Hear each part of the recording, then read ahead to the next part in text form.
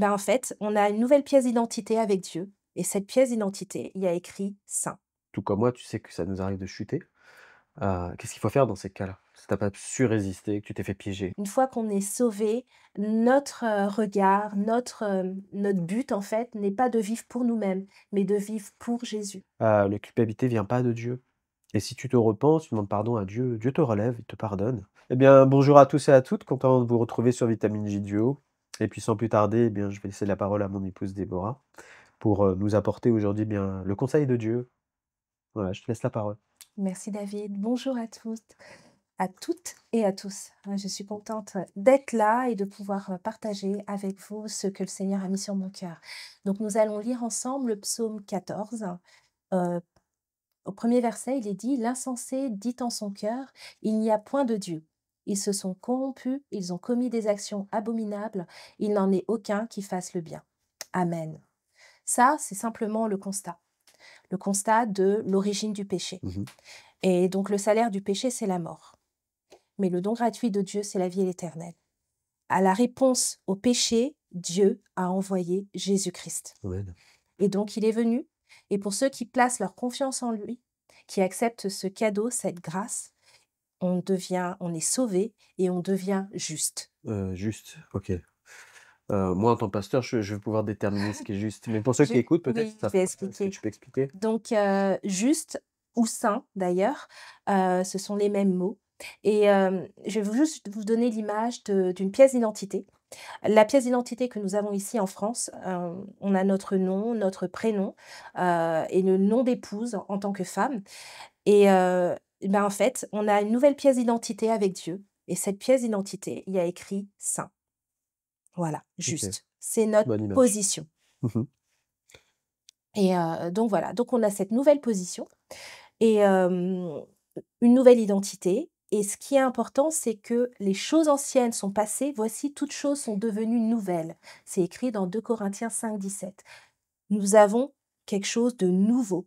Le passé est effacé et ça, c'est une super nouvelle. Mmh. Ouais, tout à fait. Donc voilà, on avance. Quand je dis effacé, c'est-à-dire que Jésus a effacé tous nos péchés, en fait. D'accord. OK, donc aujourd'hui, on est sain, c'est ce que tu viens de dire. Voilà. Donc on a une nouvelle identité, un nouveau Mmh. départ. Nouveau départ. OK, effectivement, nous sommes saints, mais est-ce que ça peut nous arriver encore de pécher? Oui, effectivement. Malgré tout, on peut être amené à pécher et c'est vrai, c'est une bonne question. Merci de la poser parce que on est sur terre et la nature est là dans le fait où on a un choix. Si vous vous rappelez de l'histoire de Caïn et Abel, le Seigneur lui dit à un moment donné: «Tu as le choix, tu as la possibilité de refuser, la tentation qui est devant toi» et de la même manière, aujourd'hui, en tant qu'enfant de Dieu, pour ceux qui ont reçu Jésus-Christ, on a, le choix de d'accepter ou de refuser la tentation. Mmh. Donc elle est là notre position et des fois, on accepte la tentation. D'accord, ouais. Ouais, ça fait penser, à ce texte de Jacques 4, 7 Oui, que tu connais? oui, qui dit: «Soumettez-vous à Dieu, résistez au diable et il fuira loin de vous» et Mmh. j'aime bien ce verset parce qu'il est en 3 étapes. Soumettez-vous, c'est-à-dire l'obéissance à Dieu. Résister, ça montre tout simplement qu'il y a un combat et qu'on ne peut pas attendre que les choses passent.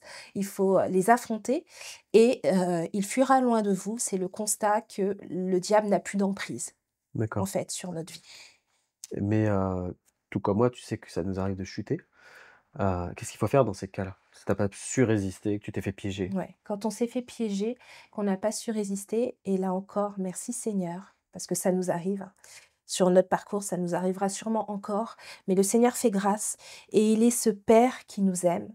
Il est ce Père qui nous pardonne de tout péché et il efface nos fautes. Donc Jésus-Christ est mort sur la croix pour nos péchés passés, pour nos péchés présents et pour nos péchés futurs. Amen. Ouais, ça me rappelle ce texte qui dit comme quoi, Dieu se lasse point de nous pardonner Amen, tout ça et qui c'est est par celui qui grâce. purifie nos cœurs et nos vies. Mmh.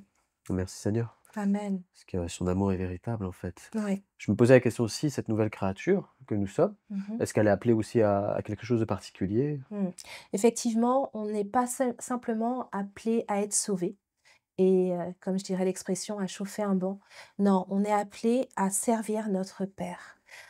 Une fois qu'on est sauvé, notre, regard, notre but en fait n'est pas de vivre pour nous-mêmes, mais de vivre pour Jésus Mmh. et donc oui, on a ce dépôt est dans notre cœur de le servir. Tu as un témoignage dans ce sens-là?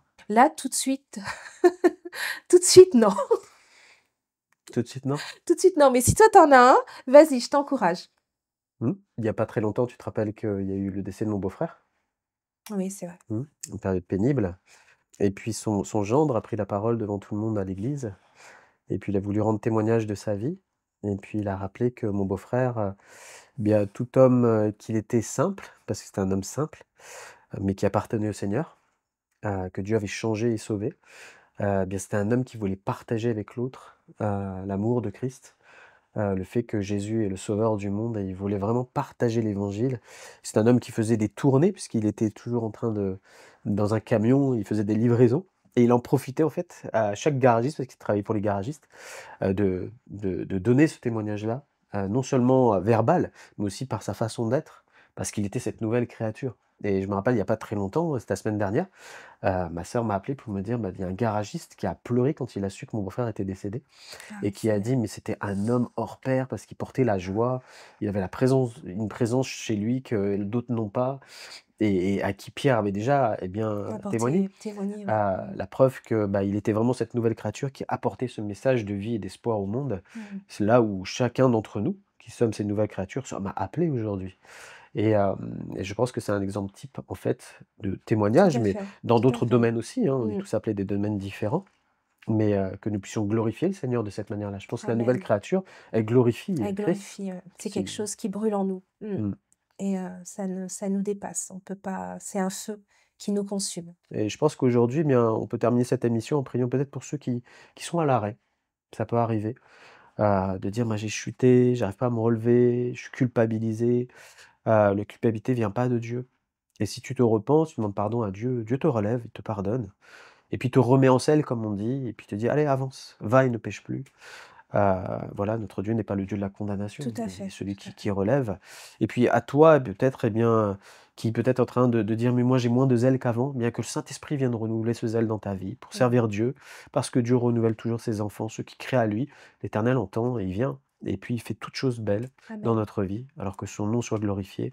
Je vais terminer par la prière si tu veux bien et prier pour, tous ceux qui sont là et qui nous écoutent. Seigneur, merci pour, ta parole. Merci Seigneur, oui, parce que tu nous rappelles d'où nous sommes venus, ce que nous sommes devenus, Seigneur mon Dieu, par ta grâce, et je te loue pour cela. Seigneur, je prie pour tous ceux qui écoutent et qui ont entendu cette émission, qui ont entendu ta parole. Seigneur, je prie pour que ta parole résonne dans leur cœur et que ceux qui peut-être ont chuté, sont tombés, sont liés, Seigneur, par un péché, soient déliés aujourd'hui dans le nom de Jésus, soient délivrés peut-être d'une addiction qui est là dans leur vie, qui perdure.